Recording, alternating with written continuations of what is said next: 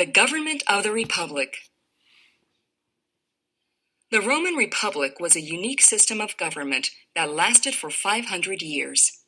It led the Roman people from their humble origins to their conquest of the Mediterranean world. Principles of Roman government.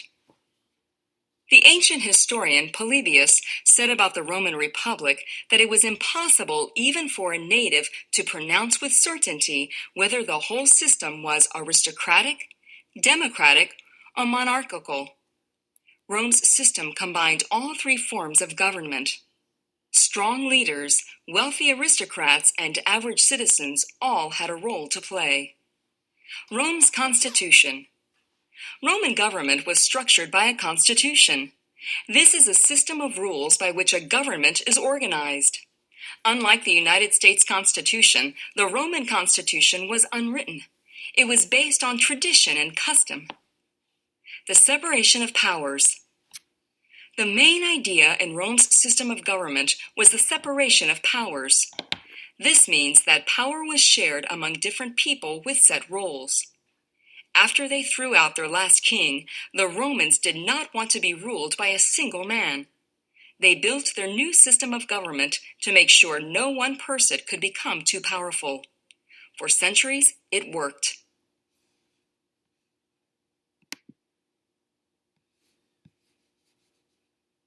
One way in which the Romans limited officials' power was by splitting offices between two or more men. The Romans did not elect one top leader. Instead, they elected two leaders called consuls. They held equal powers. Each could veto the action of the other. To veto means to stop or cancel the action of a government official or body. In Latin, veto means I forbid. The Romans also limited the power of officials by limiting their time in office to 1 year.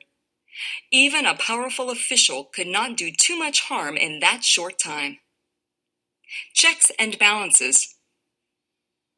Power was also divided among the three branches of government. They were the assemblies, the Senate, and the magistrates, or elected officials who enforced the law. A government with three parts is called a tripartite government. Each branch had its own set of powers. They were balanced against the powers of the other branches.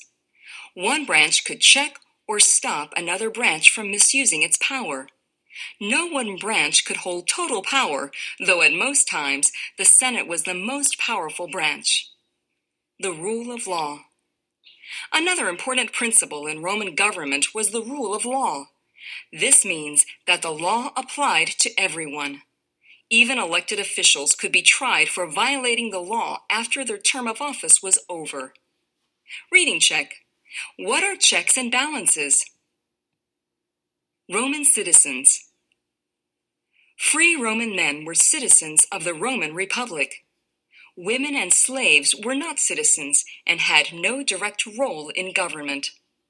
The symbol of Roman citizenship was the toga, a garment that adult men wore wrapped around their bodies. Only citizens could wear togas.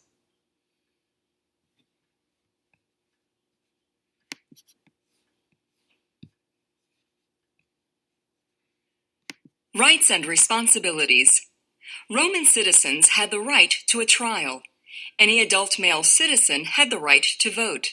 He also had the responsibility to serve in the army if he could afford his own armor. Roman culture stressed civic duty, meaning the responsibility of a citizen.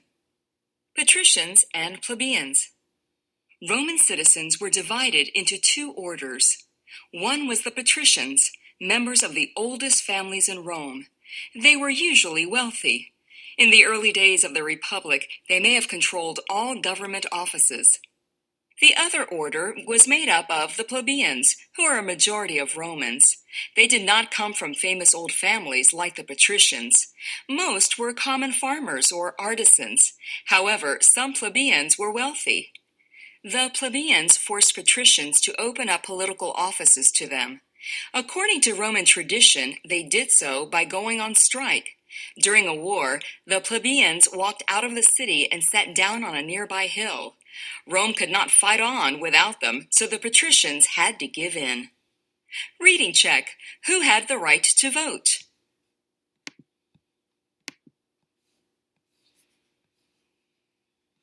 The assemblies and Senate.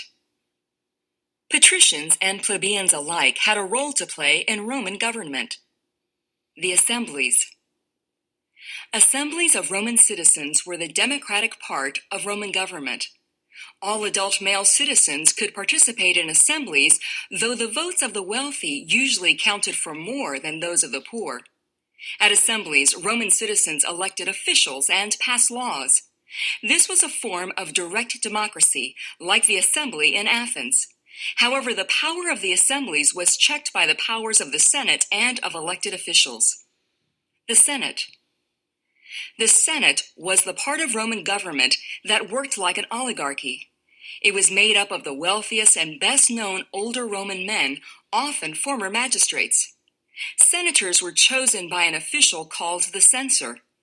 They did not represent the people. They were supposed to guide the state. Rich, older senators were thought to be wiser than other citizens. The Senate advised the assemblies and magistrates. Its advice was almost always followed. It also ran foreign policy and decided how to spend the state's money. It was the most powerful part of the Roman government. Reading check. What did the Senate control directly? Magistrates. The Romans elected a number of powerful magistrates. The power of these high officials made them almost like monarchs. Magistrates were wealthy men. Their ancestors had usually held high offices. For men from elite families, politics was a key part of life. Politicians usually moved from lower offices to higher offices. This path was called the race of honors. It changed over time, but by the later years of the Republic, it followed a standard form. Lower offices. The race of honors started with the lowest office, the quaestor. Quaestors were accountants who kept track of the state's money. They also served as assistants to higher officials. If a citizen did well as a quaestor, he might seek election as an aedile.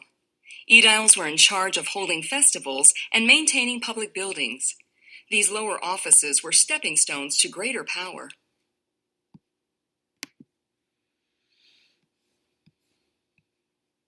Tribunes of the plebs.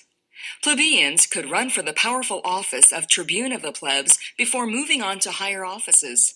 Tribunes acted as the protectors of the plebeians. Sometimes they took radical or even revolutionary positions. Tribunes had the right to veto any law or the action of any magistrate. The veto gave the tribunes great power over all other parts of the government. It was also strictly forbidden to harm a tribune or stop him from doing his job. Praetors and consuls.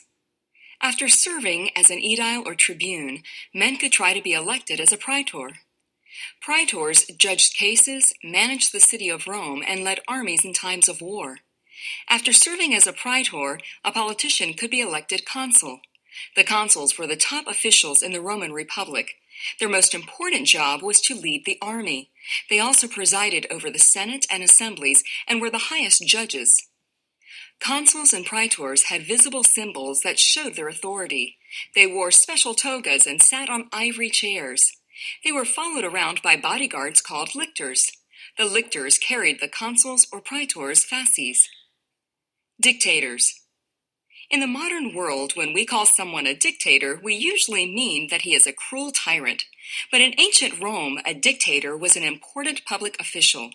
The Senate could vote to name a dictator in times of great emergency. Dictators held complete power, but only for a limited time. They served for a maximum of 6 months.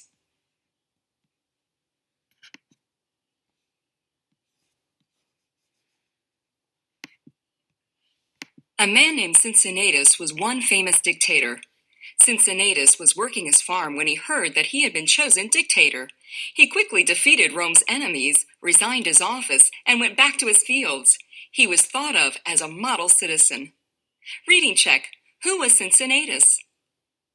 The Roman example. The Roman Republic was the most successful and long-lasting republic until modern times. The writers of the American Constitution knew a great deal about Roman history and government. They followed the Roman example in many areas. For instance, like Roman citizens, American citizens have the right to vote and stand for office. The United States government has three branches with separate powers like the Roman Republic had. Checks and balances limit the power of each branch. The rule of law applies equally to every American as it did to every Roman citizen. Like tribunes of the plebs, presidents have the power to veto laws. The United States has a Senate, as ancient Rome did. Still, many parts of American government are different. As you read, the Roman Republic did not have a written constitution, while the United States does. Ancient Rome also practiced forms of direct democracy. In contrast, the United States practices representative democracy. Roman citizens voted directly on laws. In the United States, laws are usually passed by representatives elected by the citizens. In the United States today, women participate equally in the government. In ancient Rome, women did not have a role in politics. While slavery has been illegal in the United States since the 1860s, many people in ancient Rome were slaves who had no political rights. Reading check. How was a tribune of the plebs like an American president?